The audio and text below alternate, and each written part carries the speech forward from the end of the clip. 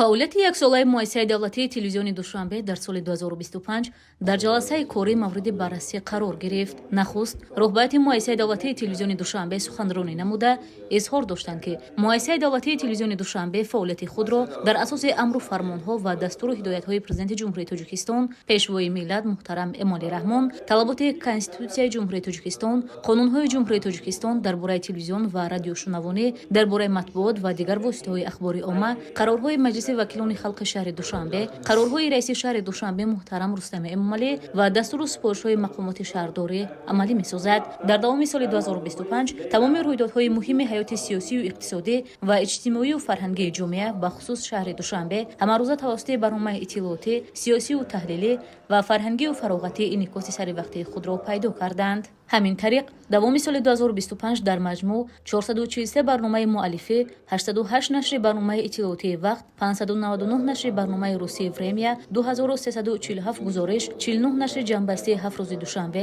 49 нашри ҷанбастии «Неделя в городе», 14 нашри барномаи англисии «Душанбе Викли», ҳамчунин 30 филми мустанад, 98 лавҳа ва 50 ролики таблиғотии доир ба масъалаҳои муҳими ҷомеа таҳия ва манзури бинандагон карда шудааст. Дар идома муовини аввали раиси кумитаи телевизион ва радиои назди ҳукумати ҷумҳурии Тоҷикистон баромад намуда, вобаста ба камбудиҳои ҷой дошта, дар фаъолияти шабакаҳои телевизионӣ изҳори назар кард. Аз ҷумла масъалаҳои марбут ба такмили заминаи моддию техникӣ, баланд бардоштани сатҳи касбияти кормандон матраҳ гардида, ба мақсади бартараф намудани камбудиҳои мавҷуда ва рушди минбаъдаи фаъол масъулин дастуру супоришҳои мушаххас дода шуданд. дар анҷом фаъолияти муассисаи давлатии телевизиони Душанбе дар соли 2025 қаноатбахш эълон гардида, вазифаҳои асосӣ барои давраи минбаъда муайян карда шуданд.